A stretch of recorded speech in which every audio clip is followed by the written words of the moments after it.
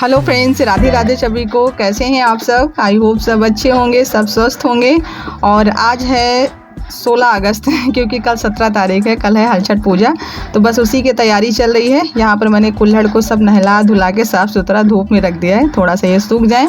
उसके बाद मुझे इसमें गेरू से रंगाई करनी है। और यहाँ पर जितने भी अनाज लगने हैं ना, भुने हुए अनाज लगते हैं पूजा में, मेन प्रसाद होता है ये, तो वो सारा कुछ मैंने मंगा लिया है। तो यहाँ पर गेहूँ है, धान, मटर, ये इधर बाजरा है, ये चना तो घर पर ही था, बाहर से मंगाने की ज़रूरत नहीं थी। और ये लाल चावल मैंने मंगाया है।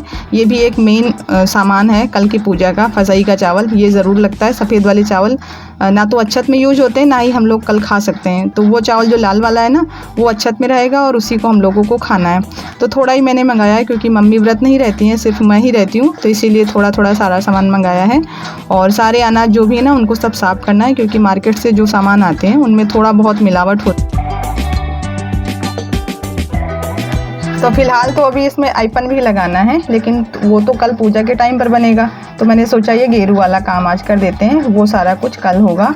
और यहाँ पर चावल मैं अच्छे से साफ़ कर रही हूँ क्योंकि इसे मुझे कल व्रत में खाना है। और कल के व्रत में एक ख़ास बात ये होती है कि खेत से उपजाया हुआ सामान नहीं खाना होता है। तो इसमें कुछ सफ़ेद चावल मुझे दिख रहे थे, तो मैंने उसको अच्छे से साफ़ करके रख दिया है। और अभी हो गई है संध्या, तो फटाफट से जला लेती हूँ दिया, क्योंकि भगवान भी इंतज़ार किया करते हैं मेरा।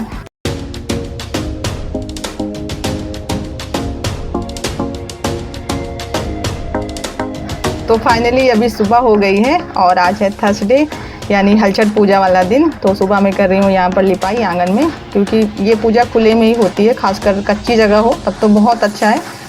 लेकिन जिनके यहाँ कच्चा नहीं है, आसपास फ्लैट में रहते हो या फिर चारों तरफ पक्का हो, आगे पीछे सब जगह, तो फिर वो पक्के में ही पूजा करते हैं। और कच्चे में इसलिए पूजा की जाती है क्योंकि इसमें सगरा बनाना रहता है, यानी गड्ढा खोद के उसमें जल भरना होता है। तो वो पक्के में तो हो नहीं पाता है, पहले के रीति रिवाज के हिसाब से तो कच्चा होना चाहिए, लेकिन अभी जैसे संभव हो वैसे पूजा कर लें। तो यहाँ पर अभी बना रहे हैं प्रसाद में ये छोटी छोटी जो पूरियाँ बनती हैं ना, वही बन रही हैं। और आपके सम्राट विराट अभी वीडियो में नहीं दिख रहे हैं क्योंकि वो दोनों स्कूल गए हैं, उनका एग्ज़ाम चल रहा है, तो वो गए हैं दोनों वहाँ पर। नहीं तो भी ये छोटी पूरियाँ जब बनती है ना प्रसाद के लिए, तो विराटों को बहुत जल्दी रहती है खाने की, क्योंकि ये छोटी छोटी उसको देखने में बहुत अच्छी लगती हैं। और पूरियों का वो छिलका निकाल के ज़्यादा खाता है, जितनी पूरियाँ रखी रहेंगी सबका छिलका निकाल के गायब कर देगा, बस नीचे नीचे बचता है। सब पसंद है बच्चों की अलग अलग तरह की। तो यहाँ पर ये आइपन के लिए मैंने चावल भिगो के रखा था, तो इसको भी फटाफट से पीस लेते हैं। पहले सिलवट में पीसने पर थोड़ा सा मतलब टाइम लगता था कि सिलवट निकालो, धुलो साफ क्योंकि मसाला वगैरह पीसते रहो ना तो वो जूठा रहता है। तो साफ़ सुथरा धुलने के बाद ही पूजा का सामान कुछ उसमें पीस सकते थे, लेकिन अब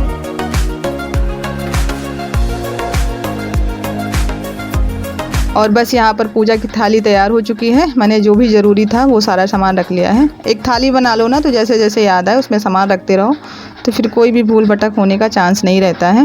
और मैंने ये लाल वाला चावल भिगो के रख दिया है लोटे में, क्योंकि ये थोड़ा सा टाइट होता है, सामान्य चावल की अपेक्षा इसमें थोड़ा सा ज़्यादा टाइम लगता है पकने में, तो इसीलिए मैंने भिगो के रख दिया है ताकि जल्दी पक जाए।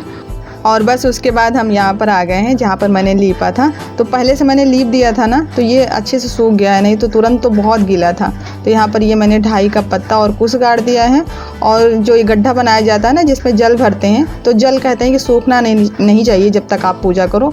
तो यहाँ पर अगर पानी डालो ना तो पानी पता नहीं कहाँ गायब हो जाता है, तो इसीलिए मैंने भगोना गाड़ दिया है। भगोना गाड़ के ये सगरा बनाया है, इसको कहते हैं सगरा। और यहाँ पर माता रानी की तस्वीर रखने के लिए मैंने ये पत्थर का चकला लिया है।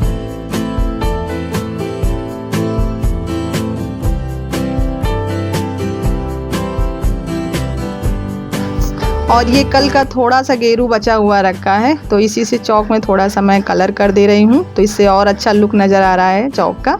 वैसे भी चौक बना लो ना पूजा की जगह पर तो बहुत सुंदर लगता है। तो यहाँ पर सारी तैयारी हो चुकी है, मैंने माता रानी की तस्वीर भी ला के रख ली है। तो बहुत लोग दीवार में माता की तस्वीर बनाते हैं, छठ माता की, लेकिन मैं ऐसे खुले में पूजा करती हूँ, तो इसीलिए मैंने कैलेंडर मंगा लिया है। तो पूजा का सारा इंतज़ाम तो हो चुका है, बस मेरा ही तैयार होना बाकी रह गया है, तो हम भी फटाफट से तैयार हो जाते हैं। और मैं रोज़ भगवान से कहती थी कि जिस दिन हल छठ की पूजा उस दिन आप बादल मत करना, बारिश मत करना। तो आज सुबह से बहुत अच्छी वाली धूप निकली है, लेकिन उसकी वजह से ना गर्मी बहुत।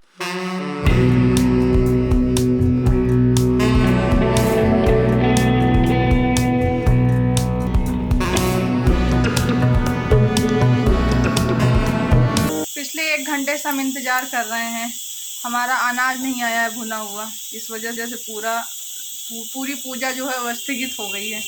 1 घंटे से इंतज़ार कर रहे हैं। लाइट भी जाने वाली है, 11:30 बज रहे हैं। विराटो सुबह जब स्कूल जा रहे थे तब बोल रहे थे कि मम्मी पूजा आप सुबह में करोगी कि हम आ जाएंगे तब करोगी। तो मैंने कहा सुबह में होगी, आप आओगे तब तक पूजा हो जाएगी। तो गुस्सा हो रहा था, कह रहा था मम्मी जब हम आ जाए तो दोबारा से पूजा करना, नहीं तो हम देख नहीं पाएंगे।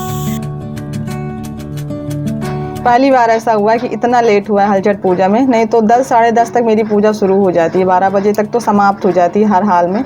लेकिन अब की बार ये हमारे भुने हुए अनाज मुझे इतना तरस आए कि मुझे लगा कि ये आएंगे ही नहीं। कुछ लोग तो कच्चा लेके वापस लौट गए हैं क्योंकि बहुत भीड़ थी आज उसके यहाँ।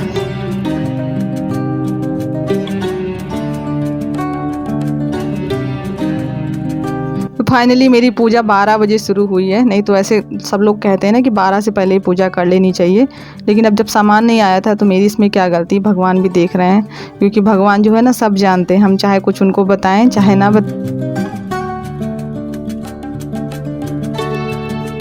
तो चलिए हम और आप मिलके संग संग पूजा करते हैं हलछठ माता की, और माता से अपने बच्चों की लंबी उम्र की दुआ मांगते हैं। क्योंकि ये पूजा, ये व्रत जो होता है वो बच्चों की उम्र के लिए होता है। जैसे करवा चौथ होता है पति की उम्र के लिए, वैसे ही ये पूजा बच्चों की लंबी उम्र के लिए होती है। तो यहाँ पर जैसे बाकी की पूजा होती है वैसे ही होनी है, लेकिन कुछ चीज़ें हैं जो बाकी पूजा से ये पूजा को अलग करती हैं। जैसे कि इसमें ये पुने हुए अनाज का होना, ये छोटा सा गड्ढा जिसमें जल होना, ढाई पत्ता और कुश, तो ये सारी चीज़ें इस पूजा को अलग करती हैं। जिनके पास कैलेंडर ना हो या फिर वो छठ माता का तस्वीर नहीं बना सकते तो भी इस पूजा को हम लोग कर सकते हैं, क्योंकि हमारे मन में श्रद्धा और भाव का होना ज़रूरी है। बाकी चीज़ें तो आपकी सामर्थ्य के अनुसार होनी चाहिए। तो यहाँ पर आपने देखा होगा मैंने एक कपड़े में पहले हल्दी और कुमकुम से टीका किया है, उसके बाद फिर इसी कुश के और ढाई के पत्ते पर ओढ़ा दिया है। ये इसको चुनरी कहते हैं, तो इसको संभाल के रखना पड़ता है, हर साल इसको बदलते नहीं हैं, लेकिन जैसे कहीं खो जाए तो नया बना सकते हो। तो ये बस मैंने सारी पूजा कर ली है। और इस जो जल है ना जो मैंने भगोने में रखा है, हालांकि इसको सगरा कहते हैं, तो इसमें सिक्के डालने चाहिए जो भी आपके पास हो, 1 रुपये, 2 रुपये, 5 रुपये या 10 रुपये जो भी हो डालने चाहिए। तो मैंने अभी इसमें 4 रुपये डाले हैं क्योंकि छुट्टा और था नहीं चेंज, तो मैंने डाल दिया। और ये लास्ट में, सबसे लास्ट में ये जो महुआ का पत्ता होता है ना, उस पर दही और फसाई का चावल रख के इसको चाटना है, हाथ से खाना नहीं है, चाटा जाता है। और फिर आपके पास कोई होना चाहिए पूछने के लिए कि आप क्या चाट रही हो, तो फिर बताया जाता है। मतलब एक अजीब सा रिवाज है, वो बताने की मुझे ज़रूरत नहीं है क्योंकि मुझे शर्म आ रही है वैसा बोलने में। और लास्ट में जब पानी पी लेते हैं तो उसके बाद फिर सिंदूर लिया जाता है गौर माता से। तो सिंदूर तो कोई भी आप पूजा कर रहे हो लास्ट में सिंदूर ज़रूर लेना चाहिए, बिना सिंदूर लिए नहीं उठना चाहिए। और उसके बाद मैंने साष्टांग प्रणाम किया है माता रानी को और बच्चों की लंबी उम्र के लिए कामना की है। तो अभी मेरी पूजा पूरी संपन्न हो गई है।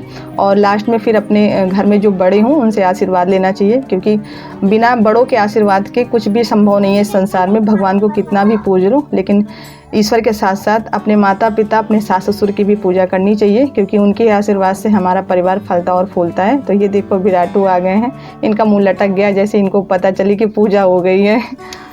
पूजा हो गई हो, पूजा हो गई। क्या हुआ, हम फिर से पूजा करेंगे आपके लिए, ठीक। अब बताओ, इनके चेहरे पर मायूसी फैल गई है बेचारी की, बेचारा दुखी हो गया है।